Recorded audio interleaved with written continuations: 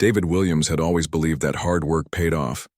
At 42 years old, he was living proof of that belief. His corner office on the 35th floor of downtown's tallest building offered a view that never got old. The city stretched out below him like a map of possibilities, each building representing someone's dreams and ambitions. That Tuesday morning started like any other. David arrived at his office by 7, 2 hours before most of his employees.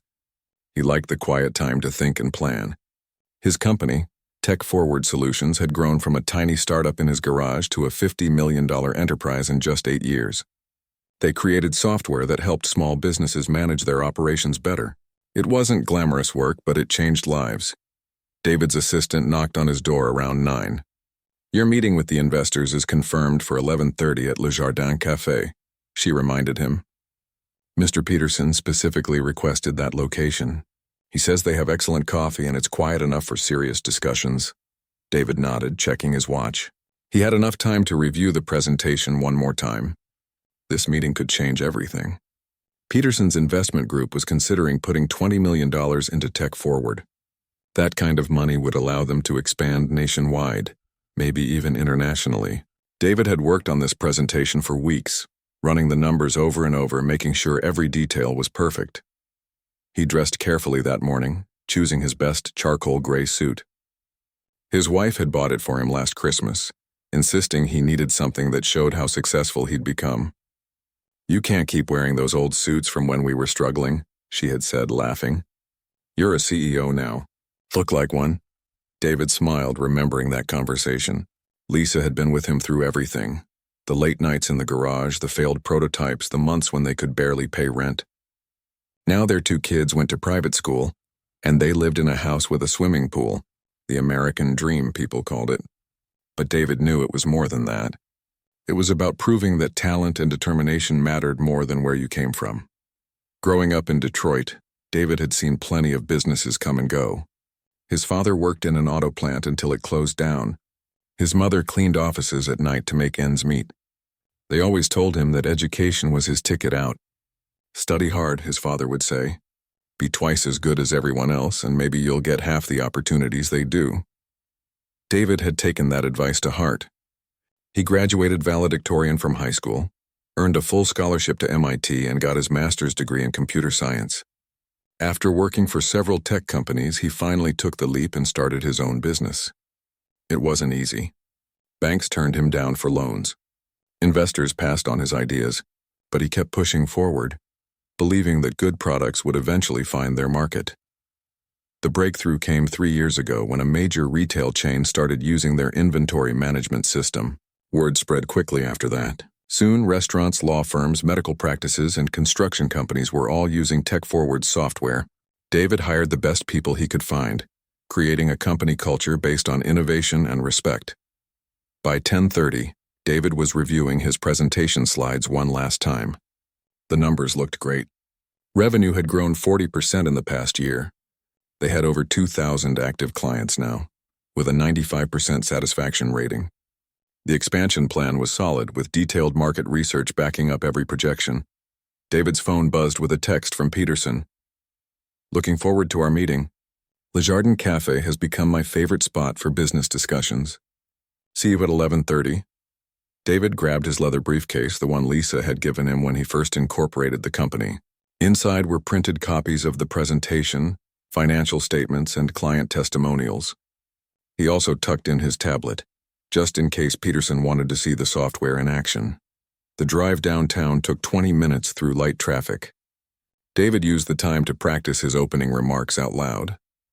He had learned early in his career that confidence was just as important as competence. Investors wanted to believe not just in the business plan, but in the person presenting it.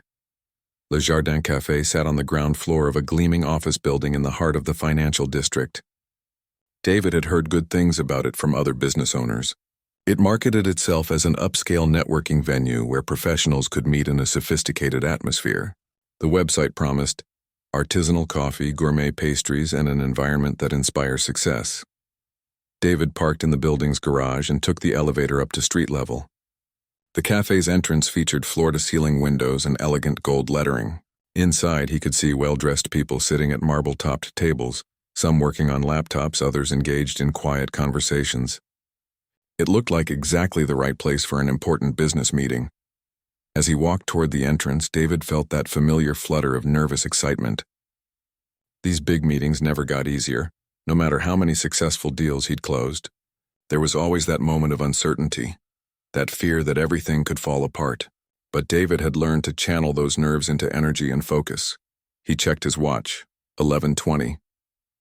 Perfect timing. Peterson was always punctual, and David had learned to match that precision.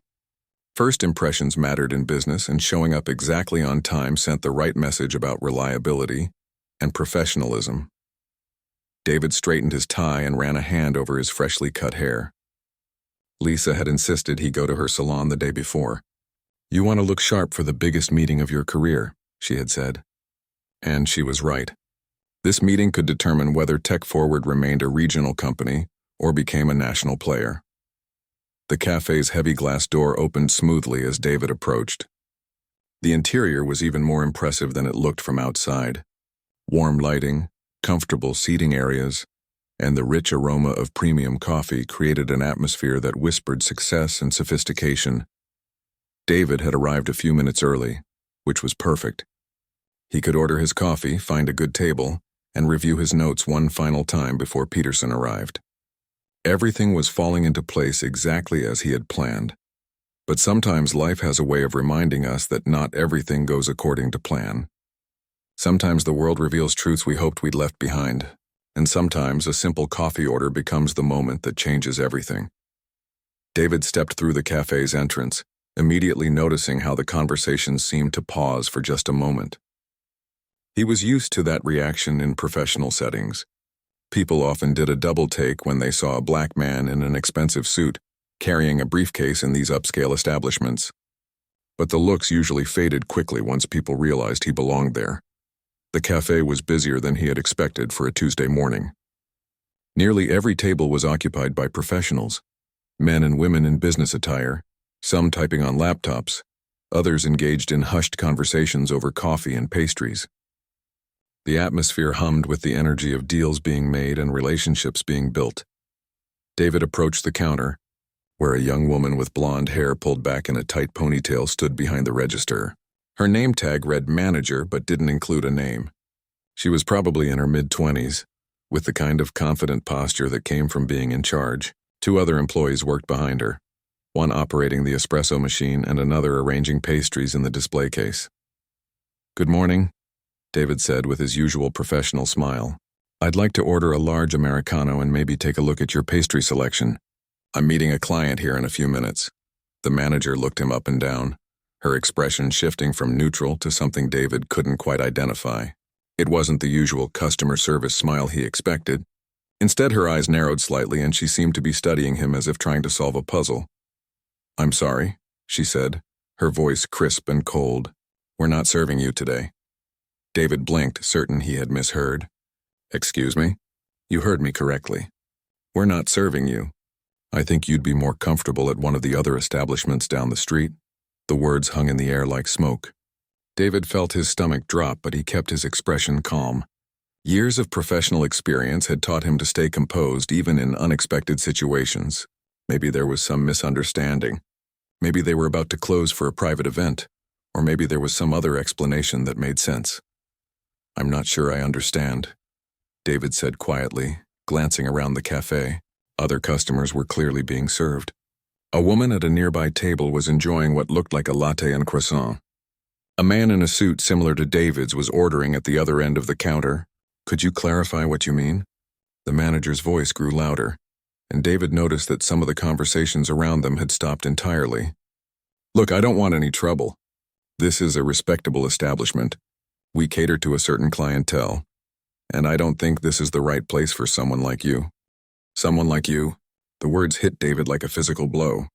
In all his years of business meetings, conference calls, and boardroom presentations, he thought he had left this kind of treatment behind. He thought success had insulated him from the assumptions and prejudices that had followed him through his younger years. David reached into his jacket pocket and pulled out his business card. His hands were steady, though his heart was racing. "I think there's been a misunderstanding. I'm David Williams, and CEO of Tech Forward Solutions. I'm here for a business meeting with an investor. The manager glanced at the card without taking it, then looked back at David with obvious skepticism. Anyone can print fake business cards. I've seen this before. People trying to scam our customers or cause problems. The accusation was so absurd that David almost laughed. Almost. But there was nothing funny about standing in a crowded cafe, being accused of fraud and treated like a criminal for the crime of wanting to buy coffee. This card isn't fake, David said, his voice remaining calm despite the storm building inside him. You can look up my company online if you'd like. I have a legitimate meeting here with Peterson Investment Group in about 5 minutes. One of the baristas, a young man with dark hair, glanced nervously between David and his manager. He seemed uncomfortable with the situation but didn't say anything. The other employee, a woman arranging pastries, had stopped working entirely and was watching the confrontation unfold. I don't care what story you're telling, the manager continued, her voice rising enough that most of the cafe was now paying attention. I'm asking you to leave. If you don't go voluntarily, I'll have to call security. Security. For ordering coffee, David felt a familiar weight settle on his shoulders. The same feeling he'd carried as a teenager when store clerks followed him through aisles, assuming he was there to steal. The same feeling from college when professors seemed surprised by his thoughtful contributions to discussions. The same feeling from his early career when colleagues questioned whether he really belonged in the room. He had worked so hard to escape those feelings. He had built a company, created jobs, contributed to his community. He had earned his place at tables where decisions were made and deals were struck. He had proof of his success in bank statements and client testimonials and the respect of his peers, but none of that seemed to matter in this moment. David looked around the cafe, seeing the faces of other customers. Some looked uncomfortable, shifting in their seats and avoiding eye contact. Others seemed curious, as if they were watching an entertaining show. A few appeared sympathetic, but none spoke up. At a corner table near the window, a professional-looking woman with short brown hair was watching intently. She had been there when David walked in, he realized, sitting alone with her laptop and a half-finished coffee. Unlike the other customers who were pretending not to notice, she was paying close attention to every word being said. "I'm not causing any trouble," David said, his voice still controlled. "I'm a paying customer who wants to order coffee for a business meeting. I don't understand why that's a problem." The manager crossed her arms. "The problem is that you're being disruptive. You're making our other customers uncomfortable. I've asked you politely to leave, and now I'm telling you. Either you walk out that door right now or I call the police." The police. For ordering coffee while black. David felt anger rising in his chest, but he forced it down. Getting angry would only prove whatever point this woman thought she was making. It would give her justification for her treatment of him, and it might even create real problems for him professionally. He thought about the meeting with Peterson, now just minutes away. He thought about the $20 million in potential investment, about his employees who were counting on this deal, about his family who had sacrificed so much for his success. "Fine," David said quietly. "I'll leave. But I want you to know that you're making a mistake. A very big mistake." As he turned toward the door, David caught the eye of the woman at the corner table. She was holding her phone in a way that seemed deliberate, and her expression was one of barely contained outrage. She gave him the slightest nod, as if trying to communicate something without drawing attention. David walked toward the exit, his briefcase heavy in his hand, carrying all the plans and dreams and hard work that had brought him to this moment. Behind him, he could hear the manager saying something to her employees about handling situations like this properly. The glass door felt heavier on the way out than it had on the way in. As David stepped onto the sidewalk, he pulled out his phone to call Peterson and explain why they would need to find a different location for their meeting. But he had no idea that the woman in the corner had just recorded everything. And he had no idea that by this time tomorrow, Le Jardin Café would be facing the consequences of what had just happened. Rebecca, Chen had seen enough discrimination cases in her 15-year career as a civil rights attorney to recognize one when it happened right in front of her. She had been sitting in Le Jardin Café since 10:30, preparing for her own client meeting, when she watched the entire incident unfold. The moment the manager began treating David differently, Rebecca had discreetly started recording on her phone. Years of legal training had taught her that evidence was everything, and she could see this situation escalating in a way that would require documentation. As David walked out of the cafe with his dignity intact but his rights clearly violated, Rebecca felt her professional instincts kick in. She had spent her career fighting exactly this kind of treatment, representing clients who had been denied service, passed over for promotions, or treated as less than equal because of their race. But this case felt different. This wasn't just about one man being denied coffee. This was about a successful business owner being humiliated in front of potential investors and peers. The ripple effects could damage not just David's immediate deal, but his company's reputation and his employees' livelihoods. Rebecca quickly finished packing her laptop and followed David outside. She found him standing on the sidewalk, phone pressed to his ear, speaking in the controlled tone of someone trying to maintain professional composure while dealing with a crisis. "Mr. Peterson, I'm afraid we'll need to change our meeting location," David was saying. "There's been an unexpected issue at the cafe. Could we perhaps meet at your office instead?" Rebecca waited until he finished his call before approaching. "Excuse me," she said. "I'm Rebecca Chen, and I'm an attorney. I witnessed what just happened in there, and I think you should know that what occurred was completely unacceptable and likely illegal." David looked at her with a mixture of surprise and wariness. He had been burned once today by assuming people would treat him fairly. He wasn't eager to trust a stranger, even one who claimed to be on his side. "I appreciate your concern," David said carefully, "but I need to focus on salvaging my business meeting right now. I can't let this situation derail something I've worked months to arrange." Rebecca understood his priorities, but she also understood something he might not fully grasp yet.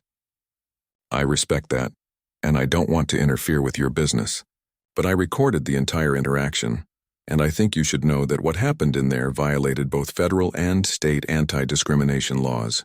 That wasn't just bad customer service. That was illegal discrimination." David's expression shifted as the implication sank in. He had been so focused on getting to his meeting and maintaining his professional relationships that he hadn't fully processed the legal aspects of what had occurred. "You recorded it?" he asked. Rebecca nodded. "I'm a civil rights attorney. I've handled dozens of cases like this. The moment I saw how that manager was treating you, I knew I needed to document it. With your permission, I think this video could help prevent other people from experiencing what you just went through." David looked back at the cafe, where business was continuing as normal. Other customers were enjoying their coffee and pastries, completely unaware that they had just witnessed a civil rights violation. The manager was back behind the counter, probably thinking the problem had been solved by making him leave. "What exactly are you suggesting?" David asked. "I'm suggesting we make sure this incident doesn't just disappear," Rebecca said. "Companies like this get away with discrimination because most people don't have the resources or knowledge to fight back. But you're not most people. You're a successful business owner with a platform and influence. Your story could make a difference." David thought about his employees, his clients, his family. He thought about other people who might walk into that cafe and face the same treatment, but without the resources to fight back. He thought about the message that staying silent would send. "What do you need from me?" he asked. Rebecca smiled. "Just your permission to share the video and your willingness to tell your story truthfully. I'll handle the rest." An hour later, after David had successfully moved his meeting to Peterson's office and secured the investment deal, Rebecca was crafting a social media strategy that would ensure this incident couldn't be ignored or forgotten. She started with Twitter, posting the video with a carefully worded message. "Witnessed discrimination at Le Jardin Cafe today. Successful business owner denied service while others were served. This behavior is unacceptable and illegal. Discrimination, civil rights, accountability matters." But Rebecca knew that Twitter alone wouldn't be enough. She cross-posted to Instagram, adding context about David's background as a CEO and the impact of discrimination on business owners. She shared it on Facebook, where her network of attorneys, activists, and community leaders would see it. The response was immediate and overwhelming. Within 30 minutes, the video had been shared over 100 times. Within an hour, it had reached over 10,000 views. Local news outlets began reaching out for comments. Business leaders in the city started sharing their own experiences and expressing outrage. David, meanwhile, was dealing with his own social media explosion. His LinkedIn profile, where he regularly shared insights about entrepreneurship and business leadership, became a focal point for the discussion.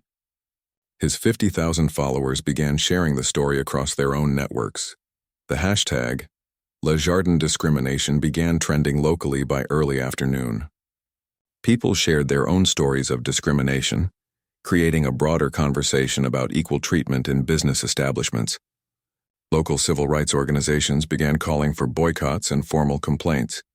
But the real power of social media became apparent when the story crossed over from personal networks to mainstream media. A local television reporter picked up the story and reached out to both David and Rebecca for interviews. A prominent business magazine asked to feature David's story as part of a series on discrimination in professional settings. By evening, Le Jardin Café's Google reviews had plummeted from 4.5 stars to 1.2 stars. Hundreds of one-star reviews flooded in, many from people who had never visited the cafe but had seen the video and wanted to express their disapproval. The cafe's official Facebook page was overwhelmed with comments demanding accountability and policy changes. Their Instagram account, which typically featured aesthetic photos of coffee and pastries, was flooded with comments about the discrimination incident. Local business leaders began distancing themselves from the cafe. The Chamber of Commerce released a statement condemning discrimination in member establishments. 3 major law firms announced they would no longer hold client meetings at Le Jardin. Rebecca monitored the response throughout the day, providing legal context and corrections when people misunderstood the laws involved. She used her expertise to educate people about their rights and the proper channels for reporting discrimination. David found himself at the center of a conversation he had never wanted to have but knew was necessary. Reporters called asking for his perspective. Business colleagues reached out with support and their own stories.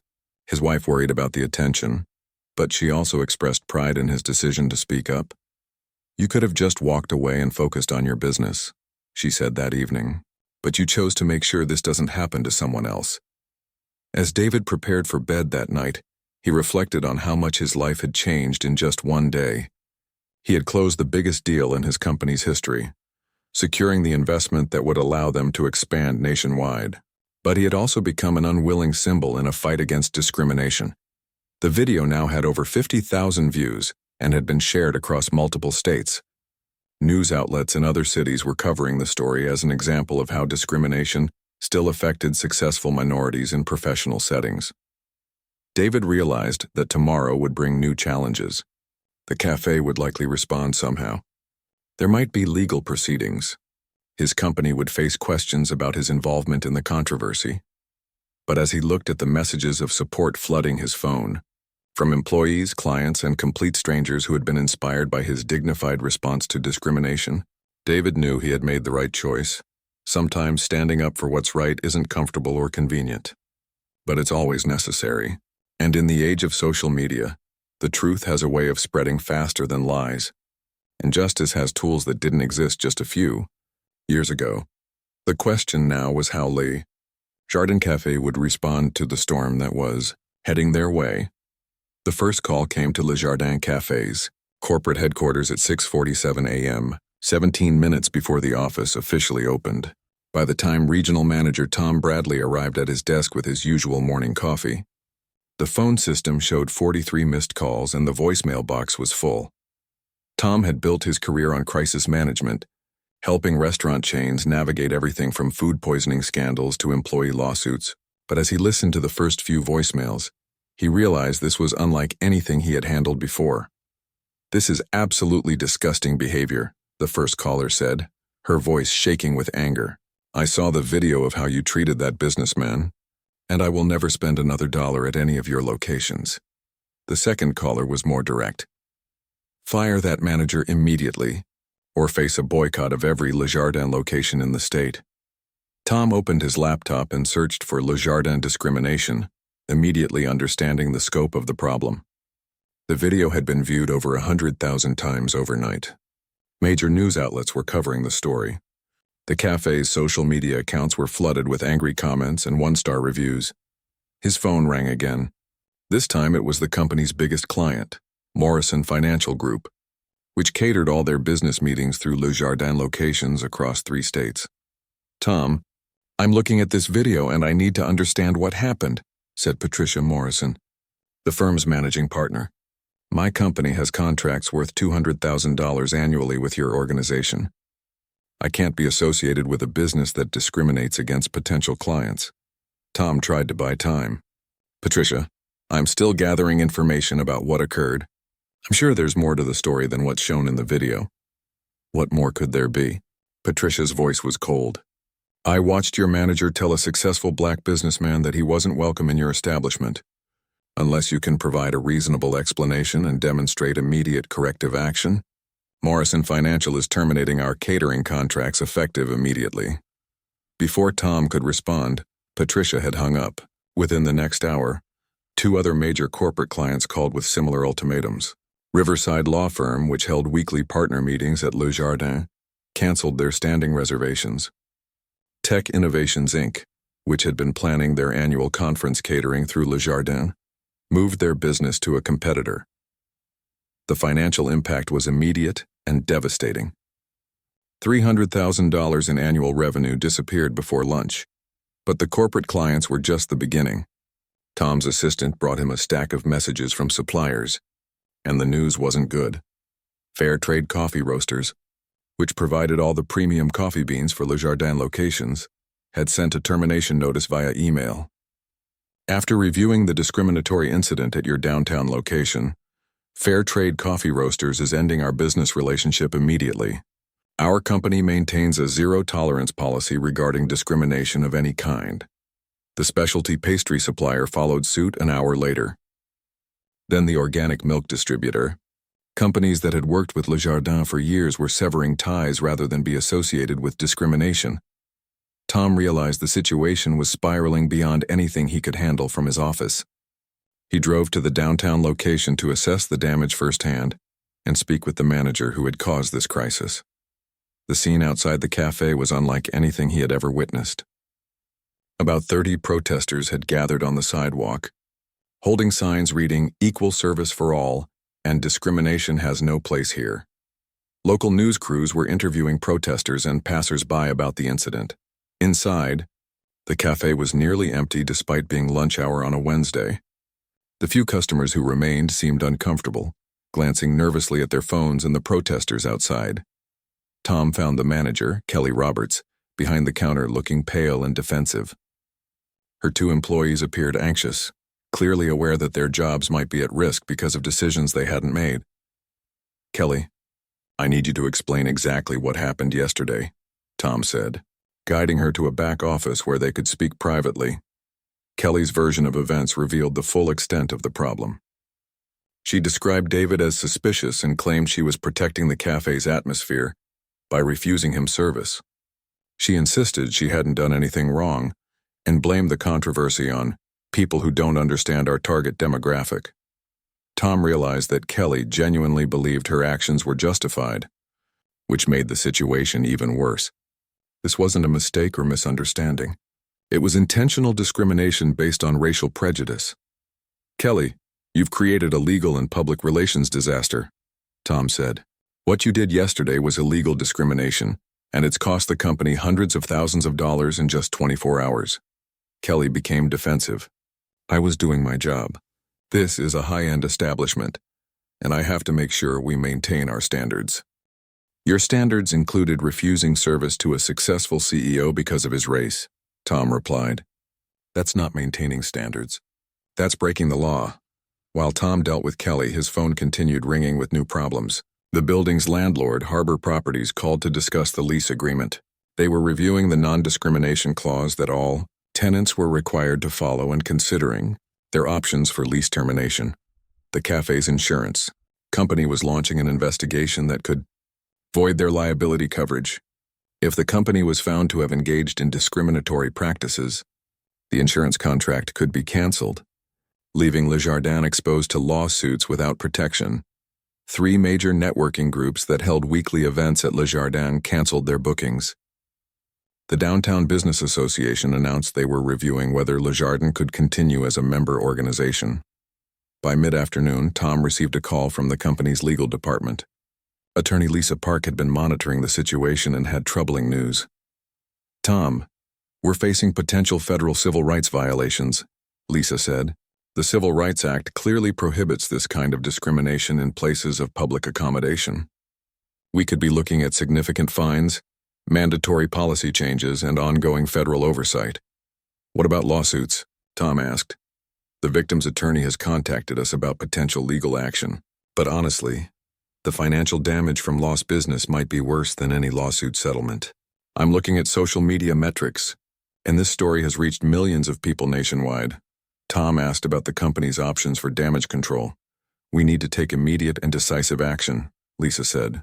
Fire the manager, issue a comprehensive public apology, implement new anti-discrimination training, and consider making a substantial donation to civil rights organizations. Even then, it might not be enough to save the location. As the afternoon wore on, the financial losses continued mounting. The cafe's daily revenue had dropped to nearly zero. Online orders had stopped completely. The catering division had lost 6 major contracts. Local competitors were benefiting from Le Jardin's crisis. Coffee shops throughout the downtown area reported increased business from customers who normally would have visited Le Jardin. Tom spent the evening in emergency meetings with corporate executives, trying to develop a response strategy, but every option seemed to lead to the same conclusion. The downtown location was no longer financially viable. The numbers were stark. In less than 24 hours, the location had lost an estimated $400,000 in annual revenue. The ongoing negative publicity made recovery unlikely, especially with protesters continuing to demonstrate outside restaurant. Industry analysts were already discussing the incident as a case study in how quickly discrimination controversies could destroy established businesses. The story had been picked up by national media outlets, making Le Jardin Café a symbol of workplace discrimination across the country. As Tom prepared to drive home that evening, he received one more call. It was from David Williams himself. Mr. Bradley, I wanted to give you the opportunity to resolve the situation appropriately, David said. I'm not interested in destroying your business, but I'm interested in making sure this doesn't happen to anyone else. David proposed a settlement that included Kelly's termination, comprehensive anti-discrimination training for all employees, and a significant donation to organizations supporting minority entrepreneurs. I'll consider your proposal, Tom said, but I have to be honest with you. The damage may already be irreversible. We've lost most of our major clients, our suppliers are dropping us, and the landlord is considering evicting us. There was silence on the line before David spoke again. Sometimes the consequences of discrimination extend far beyond the immediate incident. That's something your company should have considered before allowing this to happen. As Tom hung up the phone and looked out at the protesters still gathered outside the cafe, he realized that David was absolutely right. The question now was whether it was too late to save anything from the wreckage of what had once been a successful business location. Tomorrow would bring the final reckoning, as corporate executives made the decision that would determine the cafe's future. But based on everything Tom had witnessed in the past day, he suspected that future would be very different from what anyone had imagined just 48 hours ago. The boardroom at Le Jardin corporate headquarters felt like a funeral parlor on Thursday morning. Chief Executive Officer Robert Hamilton sat at the head of the polished conference table, surrounded by his leadership team, all of whom wore the grim expressions of people who knew they were about to deliver bad news. The financial reports spread across the table told a story of rapid corporate destruction. In less than 48 hours, the downtown location had hemorrhaged nearly $500,000 in canceled contracts and lost future revenue. But the numbers only told part of the story. The protests have spread to 3 other locations, reported Marketing Director Janet Walsh, her voice strained from fielding calls from reporters all morning. Our Philadelphia and Chicago stores both had demonstrators yesterday. The hashtag has been shared over 2 million times now, and it's showing up in cities where we don't even have locations. Hamilton rubbed his temples. He had built Le Jardin from a single coffee shop into a regional chain over 15 years. The company now operated 23 locations across 5 states, employed over 400 people, and had been profitable every year since 2018. But all of that success was now threatened by one manager's terrible decision. Legal counsel Andrew Kim delivered the next blow. The Department of Justice has opened an investigation into our hiring and service practices. They're requesting documentation from all locations going back 3 years. Even if we're cleared of systematic discrimination, The investigation alone will cost us hundreds of thousands in legal fees and compliance efforts.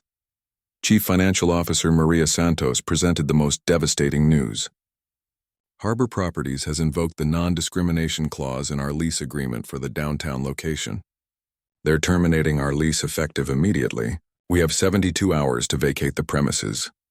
Hamilton felt the weight of responsibility settling on his shoulders. As CEO, every decision made by every employee ultimately reflected on his leadership. Kelly Roberts had been hired by a regional manager, trained by corporate protocols and supervised by local management.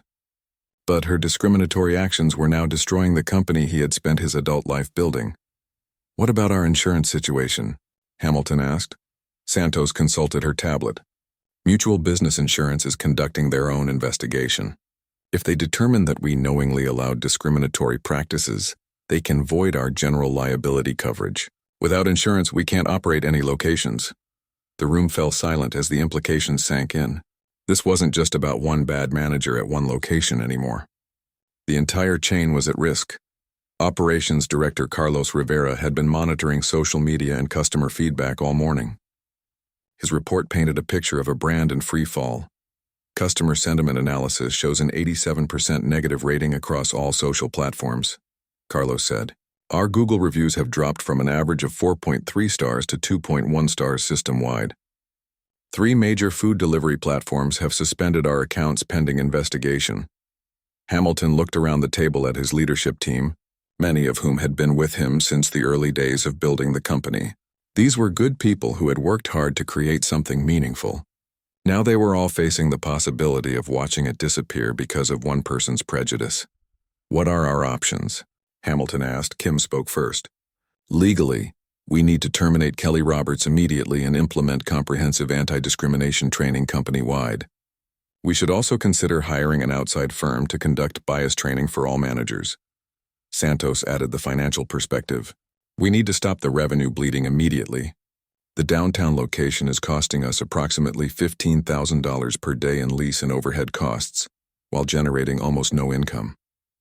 Every day we keep it open makes our financial situation worse." Walsh outlined the public relations challenges. The story has been picked up by CNN, Fox News, and The Washington Post. Business schools are already discussing it as a case study in crisis management. Our brand reputation may take years to recover if it ever does. Hamilton made the first difficult decision. Effective immediately, Kelly Roberts is terminated for cause. I want her final paycheck ready and security escort arranged within the hour. But everyone in the room knew that firing one manager wouldn't solve the larger crisis. The damage to the company's reputation and financial stability was too severe for simple corrective measures. Rivera presented the brutal mathematics of their situation. The downtown location would need to operate at 140% of its previous revenue levels, just to break even on remaining commitments. Given current public sentiment, we'd be lucky to achieve 20% of previous levels. Hamilton stood up and walked to the window overlooking the city skyline. Somewhere out there, David Williams was probably getting back to running his successful company, having survived an encounter with discrimination that could have derailed his important business meeting. But for Lejardin, there might be no getting back to normal. "What about the other locations?" Hamilton asked. 7 stores reported significant decreases in foot traffic yesterday, Santos replied. 2 locations had organized boycotts. The manager in Detroit called this morning asking if corporate was planning to close the chain entirely. The domino effect was already spreading beyond the immediate incident. Employees at other locations were worried about their jobs. Suppliers were questioning their relationships with the company. Franchisees were considering breaking their agreements to avoid being associated with the controversy. Hamilton returned to his seat and made the decision that would change hundreds of lives. "We're closing the downtown location permanently. Effective tomorrow morning, that store will be shuttered. We'll honor all employee contracts through the end of the month and provide job placement assistance for anyone who wants to transfer to other locations." The room was quiet except for the sound of Santos typing notes into her tablet. Everyone understood that this was just the beginning of the fallout. Kim brought up the settlement discussions. David Williams' attorney has proposed a resolution that includes the store closure, comprehensive diversity training, and a $50,000 donation to the Urban Entrepreneurs Foundation. Given our legal exposure, I recommend accepting these terms. Hamilton nodded. Drop the agreement. I want this settled quickly and appropriately. But even as they discussed settlements and damage control, everyone knew the broader implications were just beginning. Industry publications were already running stories about the incident. Business schools would study this case for years as an example of how quickly discrimination could destroy a company. The human cost was becoming clear as well. 15 employees at the downtown location would lose their jobs. Some had worked there for years, building relationships with regular customers and taking pride in their work. Now they were casualties of one person's prejudice. Hamilton spent the afternoon personally calling major clients to try to salvage relationships. Some were willing to continue doing business with other Le Jardin locations, acknowledging that the discrimination was the action of one employee. But others had made final decisions to take their business elsewhere.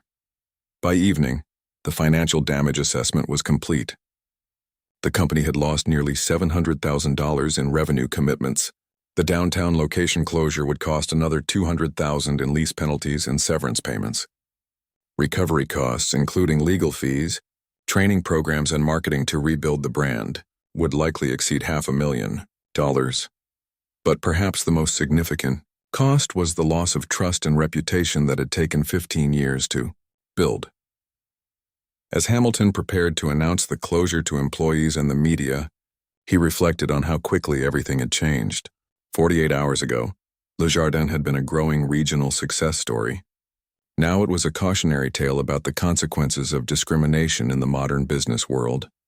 The official statement went out at 6 p.m. Le Jardin Café announces the permanent closure of its downtown location following the discriminatory incident on Tuesday. The company deeply regrets the unacceptable treatment of customer David Williams and has terminated the employee responsible. We are implementing comprehensive anti-discrimination training across all locations and have made a substantial donation to organizations supporting minority entrepreneurs. The next morning, moving trucks arrived at the downtown location. The same cafe where David had been denied service just 3 days earlier was being emptied of furniture, equipment, and dreams. David, meanwhile, was using his experience to launch the Urban Entrepreneurship Mentorship Program, providing support and resources for young business owners facing discrimination. The $50,000 from Le Jardin's settlement became the foundation's seed funding. In the months that followed, the Le Jardin case became required reading in business ethics courses. Students studied how one employee's discriminatory actions had destroyed a successful business location within 72 hours, demonstrating the real-world consequences of prejudice in the age of social media. The empty storefront that had once housed Le Jardin Café became a powerful symbol in the downtown business district. A small plaque was eventually installed by the Civil Rights Coalition. This space serves as a reminder that discrimination has no place in business or society. Equal treatment and dignity are not optional. For David, the incident had transformed from a personal humiliation into a catalyst for positive change. His mentorship program helped dozens of minority entrepreneurs navigate challenges in the business world. The investment meeting that had been disrupted by discrimination ultimately led to his company's most successful expansion year. Sometimes justice comes not through punishment, but through the consequences of actions speaking louder than any verdict. The swift closure of Le Jardin's downtown location sent a clear message. In today's connected world, discrimination isn't just morally wrong, it's business suicide. And sometimes, the most powerful response to hatred is not revenge, but the determination to build something better from the ashes of what was destroyed.